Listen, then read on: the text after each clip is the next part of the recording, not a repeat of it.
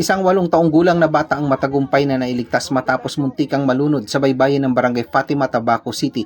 Bandang alas 8:45 ng umaga nito lamang ika-5 ng Abril taong kasalukuyan, kinilala ang biktima na si alias Chris, residente ng nasabing barangay. Batay sa paunang investigasyon at pahayag ng kanyang lola, tumalon umano ang bata sa mas malalim na bahagi ng dagat. Ngunit hindi nito kinaya ang paglangoy, dahilan upang malagay sa panganib ang kanyang buhay. Agad naman ang rumisponde ang mga tauhan ng Albay Maritime Police Station sa pamumuno ni Police Captain Melesio Huelva III, Station Chief ng nasambit na himpilan, kasama ang Philippine Coast Guard Tabaco Substation at City Disaster Risk Reduction and Management Office ng Tabaco City.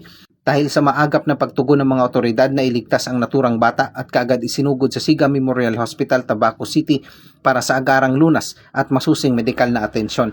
Samantala, muling pinaalalahanan ng PNP Maritime Group ang publiko, lalo na ang mga magulang at tagapag-alaga, na bantayang mabuti ang mga bata sa mga baybayin at karagatan upang maiwasan ang mga kahalintulad na insidente. Mula dito sa Tabaco City, Albay, ako ang inyong PNN correspondent. This is Staff Sergeant Quintana, alagad ng batas, tagataguyod ng Balitang Pulis.